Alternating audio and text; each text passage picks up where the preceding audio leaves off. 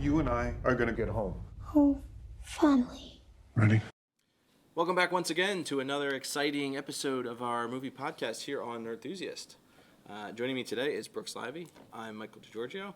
We're going to be talking about a little film called 65, a little big film. But before we start, a little housekeeping. Don't forget to follow us on our social media platforms, at Nerdthusiast on Twitter, Nerdthusiast on YouTube, Instagram. You can find us pretty much everywhere. If you feel like making a kind donation to our Patreon, we really appreciate that. Always appreciate your patronage. So let's jump right into it. 65, I haven't seen it. Brooks has seen it. So he's going to give us a nice rundown. I'm going to ask him some questions about it. I had a curiosity for the film because I'm a big Adam Driver fan. I will pretty much willing to watch anything that he's in. I think he's sold me over the years. So I know it's an easy sell for you. If it's got dinosaurs, it's got anything prehistoric based, you're pretty much there. Yeah. So give us a quick rundown. What are your thoughts without spoiling too much? What's some of your thoughts on 65? Overall, yeah, it's fine. It's pretty by the numbers. I think general audiences will eat this up pretty easily. If you've seen a sci-fi movie where someone crashes on a planet, it kind of hits those beats. Only now there's dinosaurs, and the performances are great, especially with Ariana Greenblatt. Is that Koa? Yep, you got it. Girl who's found on the spaceship. Ariana She's Greenblatt. the survivor, along with Mills, played by Adam Driver. She was the highlight for me, especially as a young actress. Oh, I wow. think she played young Gamora in Infinity War? really. What? What? And she was in Love and Monsters. She grew up so fast. I knew she was familiar. It was in Awake as well. Yeah, She's interesting. great. Yeah, She was very interesting. Wow. So good. They don't go into what culture she's from. She doesn't speak English. So Mills has to communicate with her in some way, which had honestly some of the goofiest writing in the movie. There are other ways. How does he communicate with her? With English. Okay. With English, and he understands way early on. Clearly the easiest language to learn. She doesn't know this language, and he's yelling at her basically, like, and then he gaslights her, which that's a whole other thing. That's the thing. But it's typical American. Yeah. Typical American. Performance-wise, good. Adam Driver, honestly, it's not his best performance, but I think with this kind of movie, you're not really there to look for an incredible performance, even from an acclaimed actor such as he. Filmmaking, pretty straightforward. Right. It's a great sequence in a cave that you see in the trailers. Honestly, that's probably some of the best tension-driven filmmaking in the film.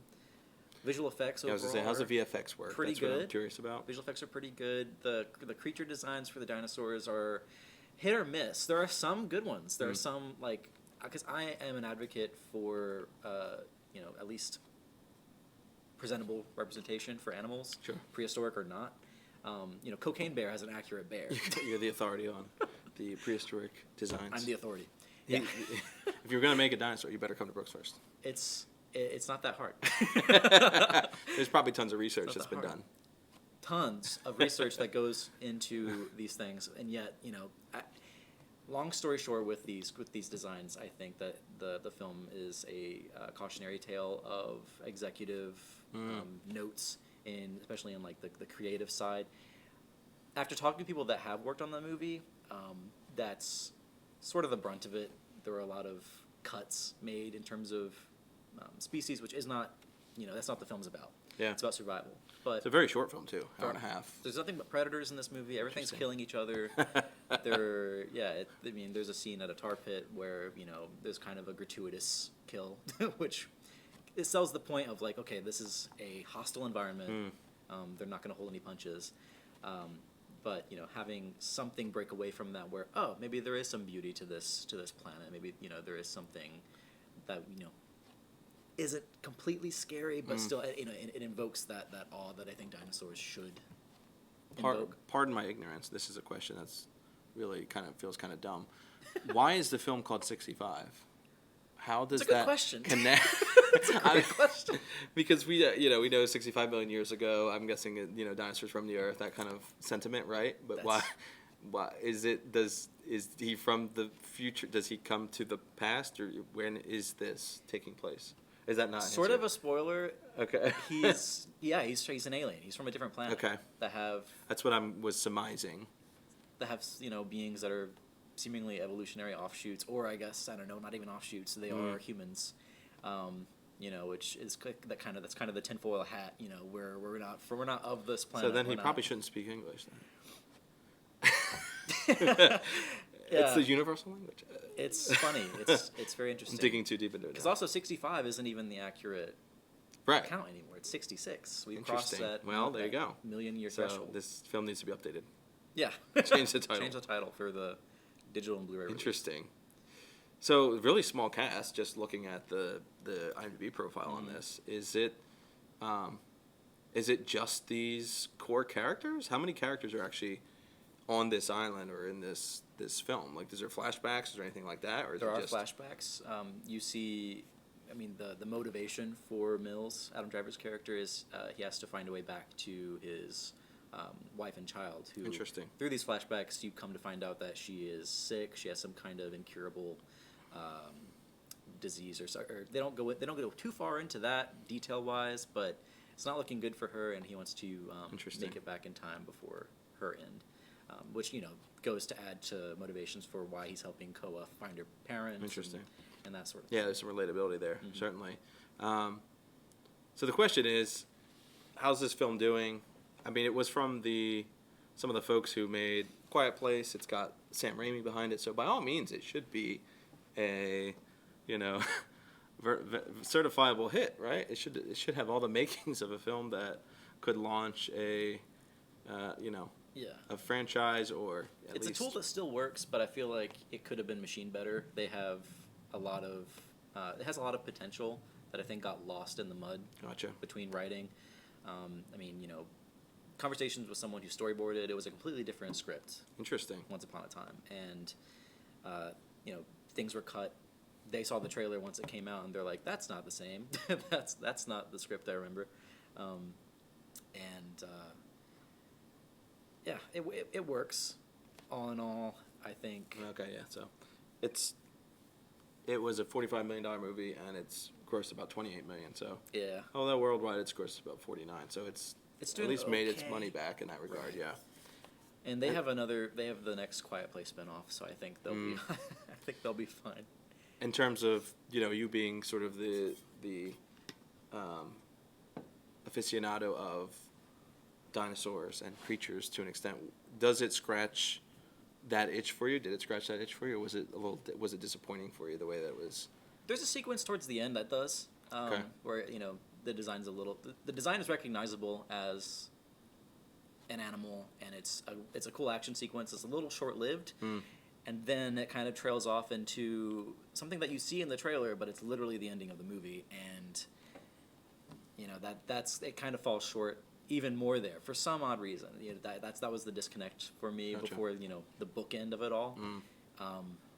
And there's a lot of creatures in this movie, but some of them are just very, very odd, and they're hammed up to like a goofy quality. All right. Yeah. So we won't do a rating, but let's rank it in terms of like, should you pay for this movie?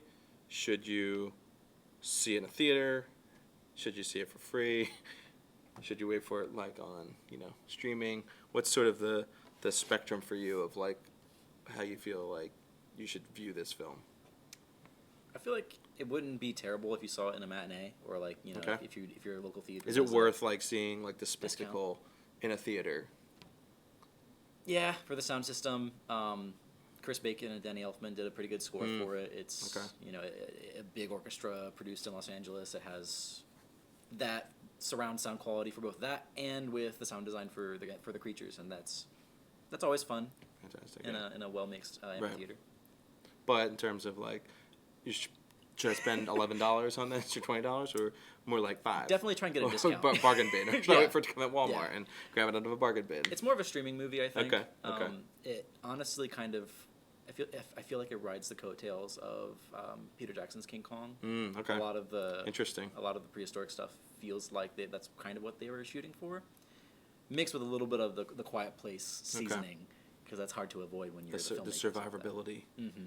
Interesting. How would you have what were some of the things you would have done to kind of remedy the shortcomings in the film, you think? You have found this money, you're producing it, you're directing it. Man. You're like, let's start over. That's a stack. Let's start over. Page 1 rewrite. My brain is imploding. Page right now 1 with- rewrite. Yeah, I mean, I would like to read the original script. Okay. I mean, if it's out there somewhere, scripts are everywhere. It's not super duper hard to find. But if that script is loads better than what this is, and then maybe that's what it should revert to. I feel like they probably had a really. I feel like they probably had a solid movie starting out, and then it became something a little bit butchered. Well, when you think too, for a film like this, just looking at some of the numbers, the budget's really not enough for, I think, a film of this scale or what it's going for. $45 million. That's a lot of money. But when you think about it, though, when it comes to a huge creature production or an action film in general, you almost need to like double that budget. You know what I mean? Right. If you want to do something. And again, it's the film's an hour and a half long, so it's a very tight film, which means things were probably cut out or down. So I'm not saying, they need to spend, $200 million to make this movie work. I do kind of advocate for longer movies. Yeah. So maybe that's but sometimes downfall. films need that. There are some Yeah. films certainly you're like, wow, this could have used an extra half hour in some aspects. So certainly we say things could get cut down. But yeah, the budget for this tells me like there had to be corners cut because you're paying Adam Driver money. You're not going to get him in a film and pay him. That's true. Pay him a cool mill. You're going to be. I'm sure a chunk of that budget went right to Adam Driver. So you're already, and that's kind of one of the issues with modern film and Hollywood and cinema in general is like the acting. The actors are going to cost you if you want headline actors. So you got to already think of that as shaving off part of the budget. And if you're going to do a creature film, how much you're paying the VFX artists, which is probably never enough, as we've kind of found out from that. So, yeah, interesting. I'll check it out when I can stream it. It's something I'll dive into. Like I said, because I enjoy Adam Driver, and I'm very curious about Ariana Greenblatt. It's interesting to see where her career is going. Yes, so, she's definitely someone to keep an eye on. Yeah, at least in that regard, I can glean some of the performances from that. So, all right, cool. This has been another episode of our Nerd Enthusiast movie podcast. This is a nice short one for you. As always, stay up to date with what we're doing. Check out our YouTube, Instagram, Twitter. Follow us. And we will see you next time on our Nerd Enthusiast movie podcast. Thanks for joining us.